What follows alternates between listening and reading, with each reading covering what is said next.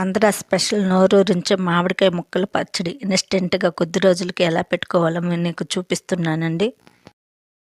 పచ్చడి దానికోసం నేను ఇలా మామూలు నార్మల్ మామిడికాయలను శుభ్రం కడిగి ముక్కలు కట్ చేసి పెట్టుకున్న. పోపు పెట్టుకోవడానికి 150 గ్రామ్స్ పల్లి నూనె వేసుకుని, అందులో 2 స్పూన్స్ ఆవాలు జీలకర్ర వేసుకుని, ఒక 10 వెల్లుల్లి రెబ్బలు వేసుకొని ఫ్రై చేసుకొని, ఒక హాఫ్ స్పూన్ ఇంగు వేసుకొని ఆ పోపునంతా చల్లారని ఇలాగ ఒక బౌల్ తోటి 6 బౌల్స్ మామిడికాయ ముక్కలు అయినండి. అందులో 1 కప్పు కారము, ముప్పావు కప్పు ఉప్పు వేసుకున్న, ఒక స్పూను మెంతి పొడి, 3 స్పూన్స్ ఆవాల పొడి వేసుకున్నాను, వేయించి పొడి చేసుకుని, అలాగే ఒక హాఫ్ స్పూన్ పసుపు కూడా వేసుకుంటున్నాను. వీటన్నిటిని ముక్కలకు బాగా పట్టించినాక మనం ముందుగా పోపు పెట్టుకున్న నూనెని వేసుకొని పూర్తిగా చల్లారి నూనె వేసుకోవాలండి. బాగా కలుపుకొని ముక్కలకంతా పట్టించి మూత పెట్టి ఒక నైట్ అంతా ఉంచేసినాను. నెక్స్ట్ డే మీకు మూత తీసి చూపిస్తున్నాను. నోరూరించే ఆంధ్ర స్పెషల్ మామిడికాయ ముక్కల పచ్చడి రెడీ. మీకు నచ్చితే